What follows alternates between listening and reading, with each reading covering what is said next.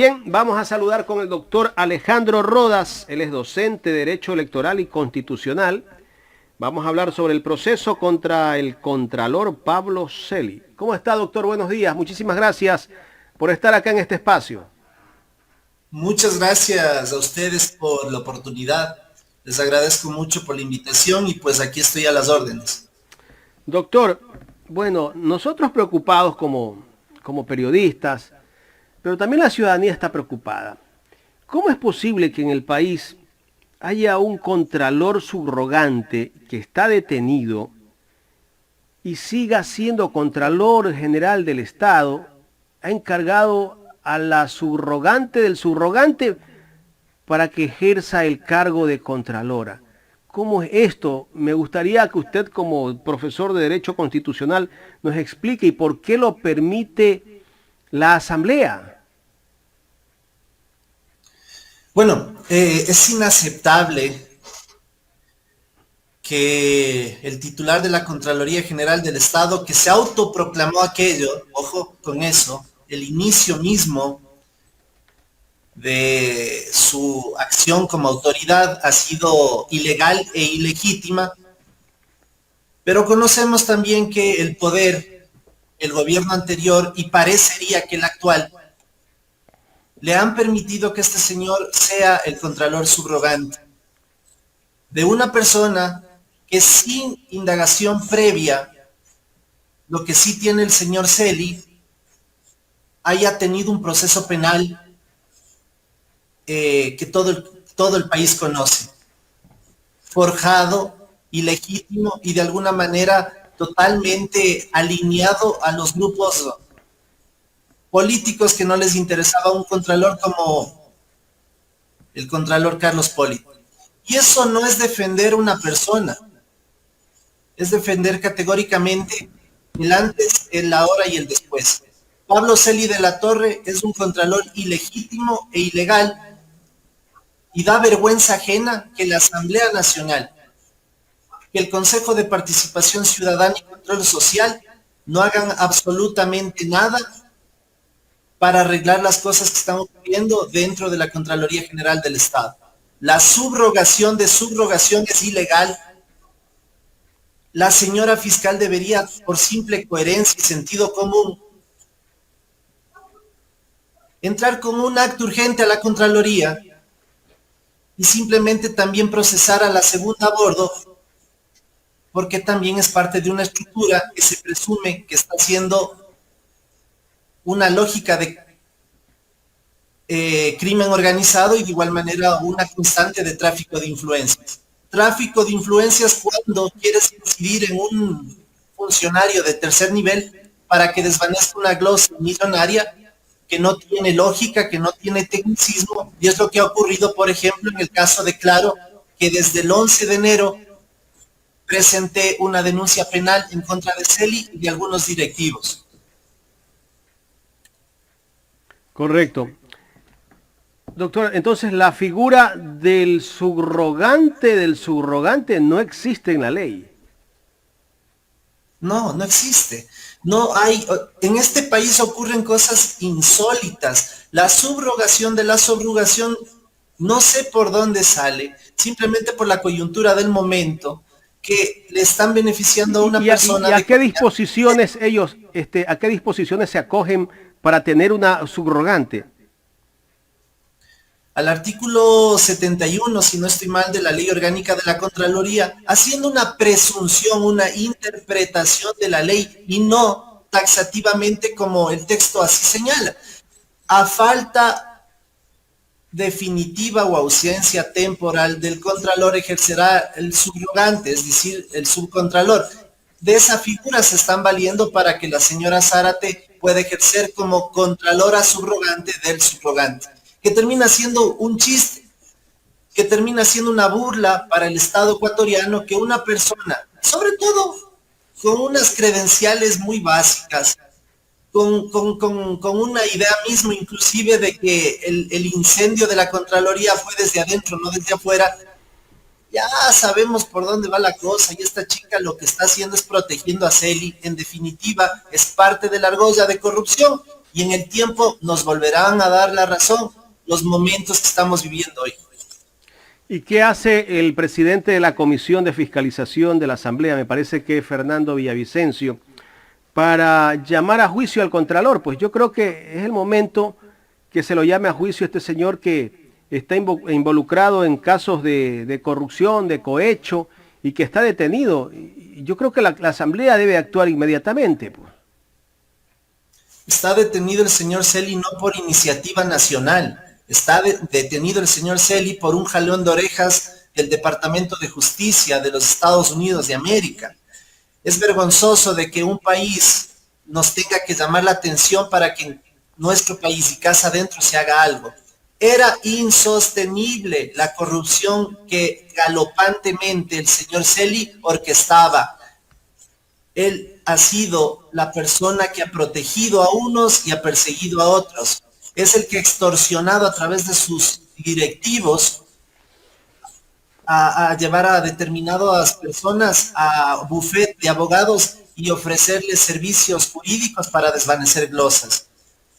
De tal suerte que aquí el señor Villavicencio, que públicamente también es señalado, que tiene una forma muy peculiar de hacer sus investigaciones periodísticas, debe tomar parte en una crisis nacional y es justamente la de tener un contralor ilegítimo,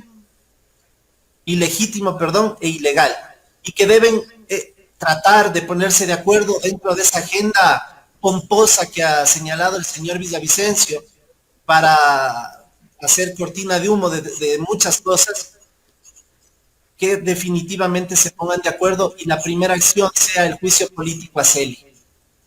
Yo he escuchado, bueno, he leído en algunos mensajes de Twitter que al señor Villavicencio como que no le interesa llamarlo al Contralor a juicio político.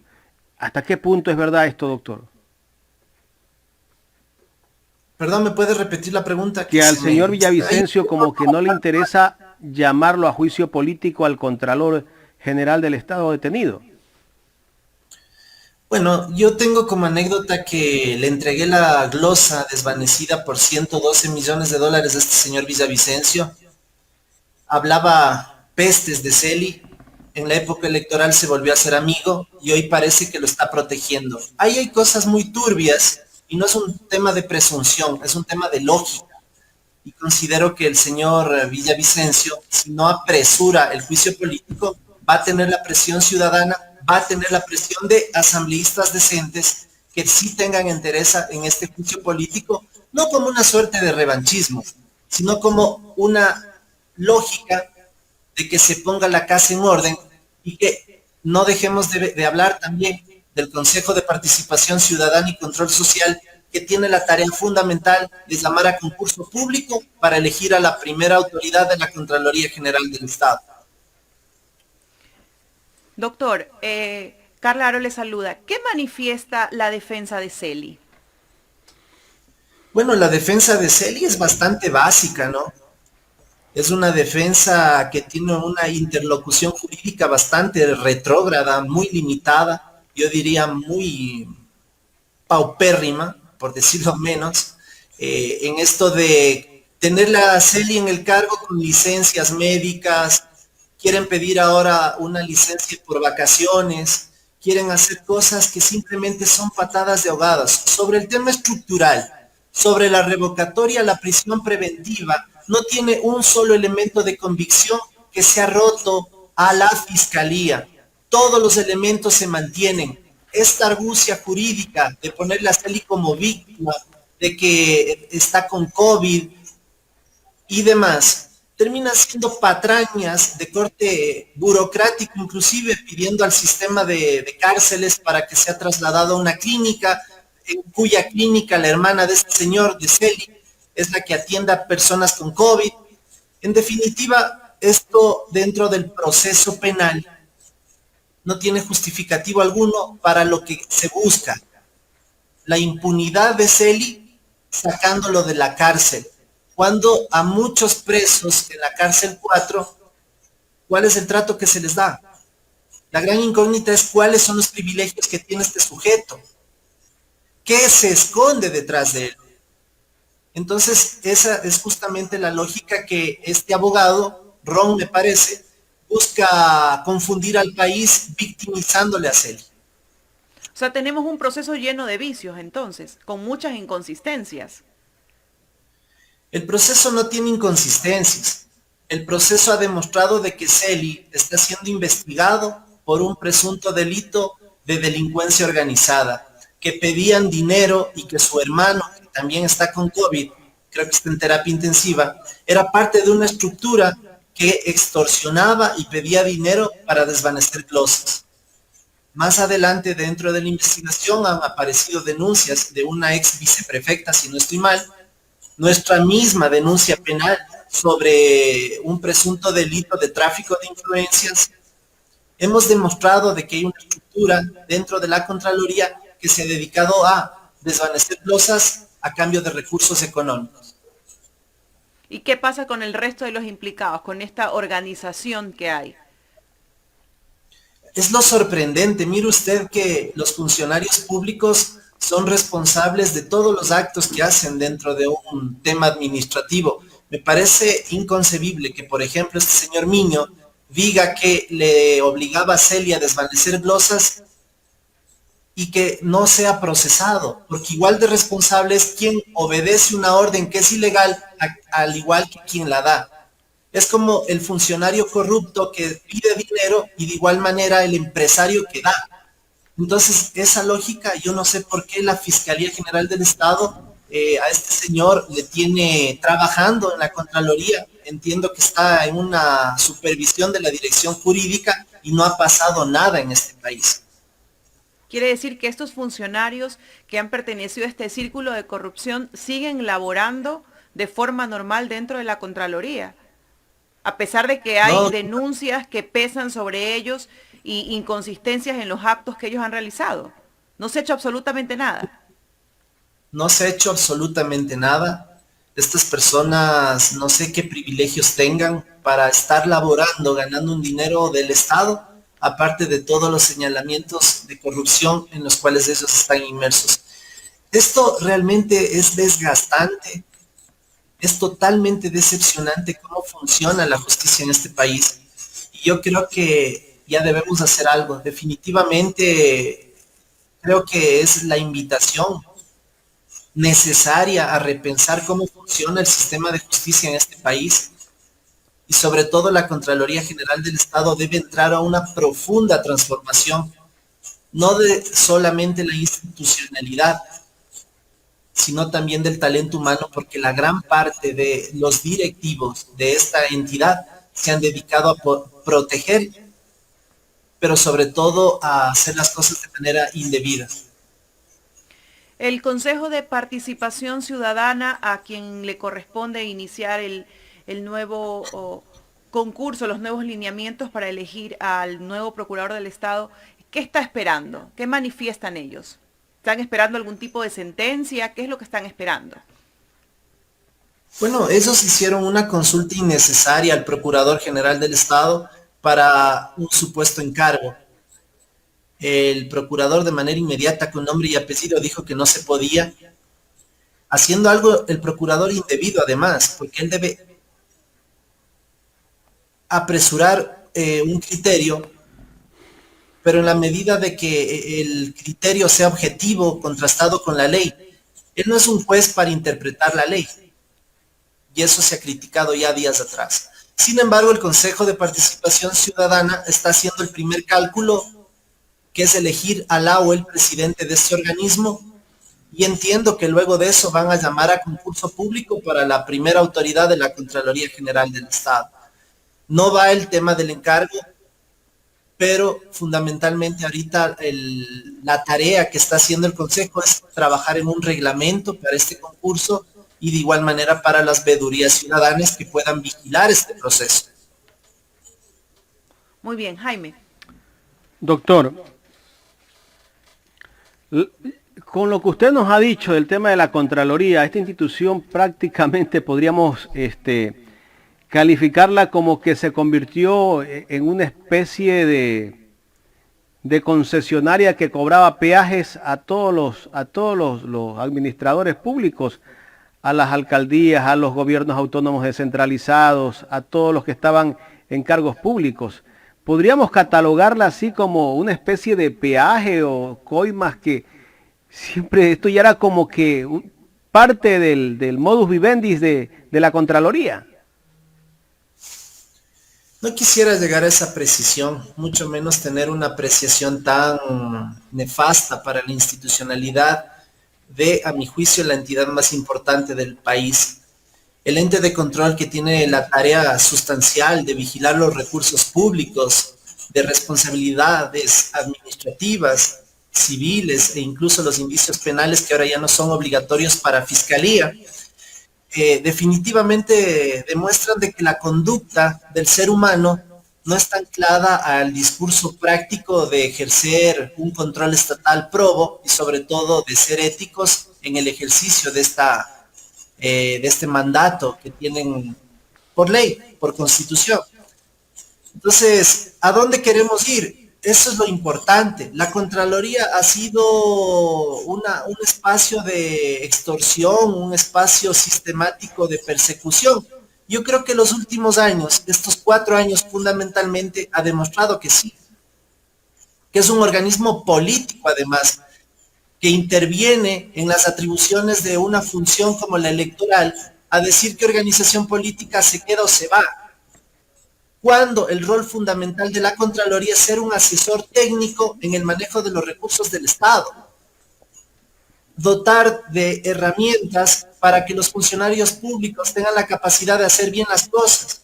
Ese es el rol per se de la Contraloría, y creo que la actual cabeza no tiene idea de aquello y simplemente están haciendo desde hace años atrás exámenes especiales, persecutores, que sistemáticamente son puestos en una mesa a determinadas personas naturales y jurídicas para ser extorsionados. Hay otro tema, la denuncia que hizo el abogado Jaime Nebot hace pocos días luego del rompimiento que hubo con Creo. El plan que tenía el Contralor General del Estado, el señor Pablo Celi, en caso de que gane el candidato de Unión por la Esperanza, Andrés Arauz, que era a través de la Contraloría prácticamente no permitir que él sea el presidente de la República. De eso no se ha hecho nada. Eso digo, que el sistema de justicia en este país es inaudito, con nombres y apellidos, ¿no? Celi se convertía en el general que hacía un golpe de Estado, entendería también que habrán militares que se iban a prestar para ello, pero iba a haber un presidente interino. Y si ustedes no saben, yo se los digo. De tal suerte que las personas que nunca han podido ganar elecciones, y mucho menos tienen la frustración permanente de llegar al Ejecutivo, a través de un golpe de Estado conseguir eso realmente es vergonzoso.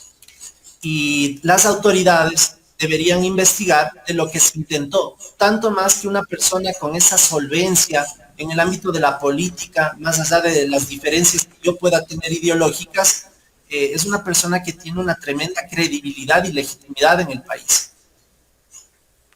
Y todo lo que se armó o lo que ha hecho la Contraloría también, yo creo que han tenido un rol fundamental los medios de comunicación.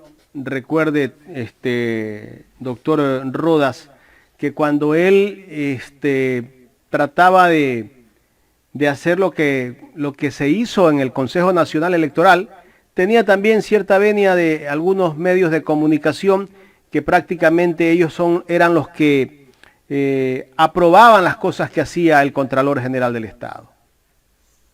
Mire, estos periodistas de investigación, que yo los señalo de extorsión, al igual que estos borrachines de estos medios alternativos que se han dedicado a la ingrata tarea del pautaje obligatorio, y de igual manera los medios masivos, que sus noticias son totalmente vagas y subjetivas, demuestran que hay un comportamiento de protección a estos grandes actores políticos en el Estado ecuatoriano.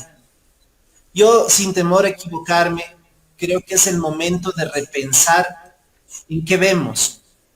en qué decidimos nosotros informarnos, porque todas las noticias son sesgadas. Anderson Boscan me dijo a mí que el señor Pablo Celi era un hombre honesto y transparente. Yo le entregué la glosa desvanecida en favor de la empresa Claro. Me dijo que él no podía hacer nada porque ya tenía un compromiso en una línea comercial. Recordarán ustedes ese contratito de 20 mil dólares que le dieron a estos señores de la posta para efectos de hacer un cortometraje a propósito de la señora Pamela Martínez. Ese compromiso grosero con recursos públicos, ojalá la nueva autoridad de control haga un examen especial inmediato y saque responsabilidades. Aquí hay un periodismo comprado. Aquí existe un periodismo que ha tenido una inadversión con un determinado actor político que todo el mundo sabe quién es y que tuvo la entereza, tuvo la valentía de meterse contra ellos, pero que definitivamente hoy más que nunca son más poderosos. Si hablamos de 5 funciones del Estado, yo creo que hay una sexta, y es la función de los medios de comunicación. Doctor, ¿usted le envió esta glosa desvanecida a diferentes medios de comunicación para que sea publicado, para que sea socializado, o lo hizo solamente con este medio al que usted mencionó? Empecé con el señor Anderson Boscan porque él decía que soy un hombre totalmente intachable, que soy una persona valiente. No se olviden que yo fui funcionario de Contraloría en la provincia más difícil del país, en Esmeraldas.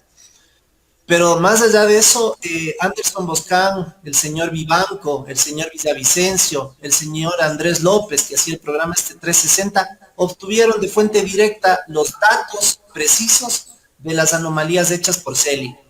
Y algo grave también, la Comisión Nacional Anticorrupción, de igual manera, con ese silencio sepulcral alrededor de Celi, da cuenta de una implícita protección. Quienes también obtuvieron de mí documentos relacionados con toda la corrupción alrededor de Pablo Celi en la Contraloría General del Estado.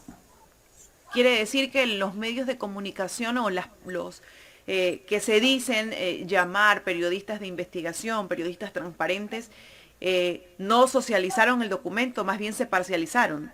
O sea, está claro eso, o sea, no se tuvo realmente la veracidad de la información, sino hubo un sesgo político y un sesgo de intereses personales de los medios de comunicación. Qué lástima, Jaime, ¿no? Es lastimoso y no, me da vergüenza ajena, es una gran como verdad. Periodista. Yo como periodista y que nosotros vivimos el día a día y que conocemos los medios, porque también he estado en algunos de los otros medios, pues sabemos la realidad que muchas veces los medios tienen ciertos intereses particulares. Doctor, quiero agradecerle por haber aceptado este diálogo aquí.